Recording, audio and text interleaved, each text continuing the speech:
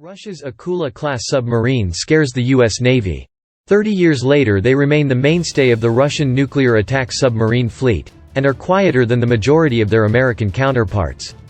Despite the Akula's poor readiness rate, they continue to make up the larger part of Russia's nuclear attack submarine force, and will remain in service into the next decade until production of the succeeding Yasin-class truly kicks into gear. Until then, the Akula's strong acoustic stealth characteristics will continue to make it a formidable challenge for anti-submarine warfare specialists. The Soviet Union produced hot rod submarines that could swim faster, take more damage, and dive deeper than their American counterparts, but the U.S. Navy remained fairly confident it had the Soviet submarines outmatched because they were all extremely noisy. Should the superpowers clash, the quieter American subs had better odds of detecting their Soviet counterparts first, and greeting them with a homing torpedo. However, that confidence was dented in the mid-1980s, when the Soviet Navy launched its Akula-class nuclear-powered attack submarines. 30 years later they remain the mainstay of the Russian nuclear attack submarine fleet, and are quieter than the majority of their American counterparts. Intelligence provided by the spies John Walker and Jerry Whitworth in the 1970s convinced the Soviet Navy that it needed to seriously pursue acoustic stealth in its next attack submarine. After the prolific Victor-class and expensive titanium-hulled Sierra-class, construction of the first Project 971 submarine, Akula, Shark, began in 1983. The new design benefited from advanced milling tools and computer controls imported from Japan and Sweden, respectively, allowing Soviet engineers to fashion quiet 7-bladed propellers.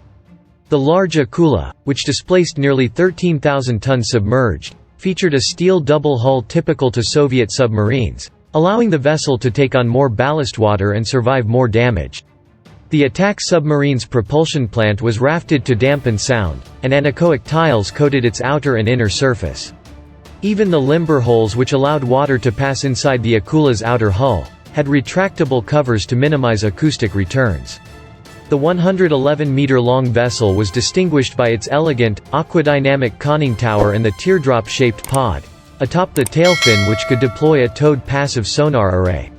A crew of around 70 could operate the ship for 100 days at sea. Powered by a single 190-megawatt pressurized water nuclear reactor with a high-density core, the Akula could swim a fast 33 knots, 38 miles per hour, and operate 480 meters deep, 200 meters deeper than the contemporary Los Angeles-class submarine. Powered by a single 190-megawatt pressurized water nuclear reactor with a high-density core, the Akula could swim a fast 33 knots, 38 miles per hour, and operate 480 meters deep, 200 meters deeper than the contemporary Los Angeles-class submarine. More troubling for the U.S. Navy, though, the Akula was nearly as stealthy as the Los Angeles-class. American submariners could no longer take their acoustic superiority for granted. On the other hand, the Akula's own sensors were believed to be inferior. The Akula I submarines, designated Shuka, Pike, in Russian service, were foremost intended to hunt U.S. Navy submarines, particularly ballistic missile submarines. 4 533mm torpedo tubes and 4 large 650mm tubes could deploy up to 40 wire-guided torpedoes, mines, or long-range SSN-15 Starfish and SSN-16 Stallion antiship missiles.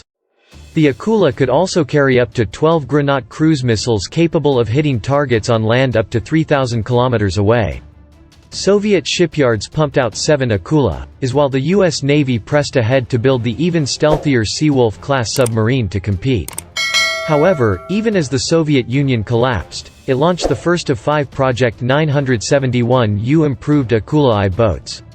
This was followed by the heavier and slightly longer 971A Akula-II class in the form of the VEPR in 1995. Which featured a double-layer silencing system for the powertrain, dampened propulsion systems and a new sonar.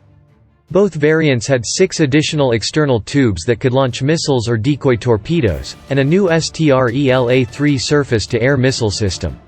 However, the most important improvement was to stealth. The new Akulas were now significantly quieter than even the improved Los Angeles-class submarines, although some analysts argue that the latter remain stealthier at higher speeds. You can check out an Office of Naval Intelligence comparison chart of submarine acoustic stealth here.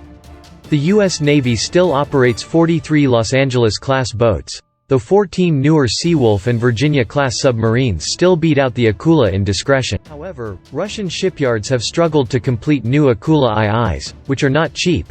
One figure claims a cost of $1.55 billion each in 1996, or $2.4 billion in today's dollars. The struggling Russian economy can barely afford to keep the already completed vessels operational. 2 Akula-IIs were scrapped before finishing construction and 3 were converted into Boré-class ballistic missile submarines.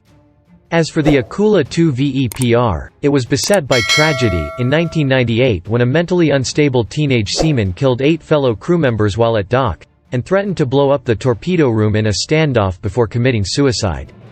After lingering a decade in construction, the Jeopard, the only completed Akula-3 boat, was deployed in 2001, reportedly boasting what was then the pinnacle of Russian stealth technology. 7 years later, Moscow finally pushed through funding to complete the Akula-2 NERPA after 15 years of bungled construction. However, during sea trials in November 2008, a fire alarm was triggered inadvertently, flooding the sub with Freon firefighting gas that suffocated 20 onboard, mostly civilians, the most serious recent incident in a long and eventful history of submarine disasters. After an expensive round of repairs, the NERPA was ready to go, and promptly transferred on a 10-year lease to India for $950 million. Redubbed the INS Chakra, it served as India's only nuclear-powered submarine for years, armed with the short-range Club cruise missile due to the restrictions of the Missile Technology Control Regime. In October 2016, Moscow and New Delhi agreed on the leasing of a second Akula-class submarine, although it's unclear whether it will be the older Akula-I Cachalot or never-completed Akula-2 Erebus, though the steep $2 billion price tag leads some to believe it may be the latter. This year, the Chakra will also be joined by the domestically produced Arahant-class, which is based on the Akula but reoriented to serve as a ballistic missile sub. Today the Russian Navy maintains 10 to 11 Akulas, according to Jane's accounting in 2016, but only 3 or 4 are in operational condition, while the rest await repairs. Nonetheless, the Russian Navy has kept its boats busy. In 2009, 2 Akulas were detected off the east coast of the United States. Supposedly, the closest Russia submarines had been seen since the end of the Cold War.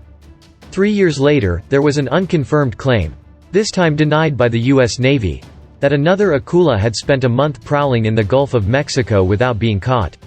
The older Cachalot even has been honored for tailing a foreign submarine for 14 days. All of these incidents have highlighted concerns that the U.S. Navy needs to refocus on anti-submarine warfare. In the last several years, Russia has also been upgrading the Akula fleet to fire deadly caliber cruise missiles, which were launched at targets in Syria in 2015 by the Akula-class submarine Rostov-on-Don. Despite the Akula's poor readiness rate, they continue to make up the larger part of Russia's nuclear attack submarine force, and will remain in service into the next decade until production of the succeeding Yasin class truly kicks into gear. Until then, the Akula's strong acoustic stealth characteristics will continue to make it a formidable challenge for anti-submarine warfare specialists.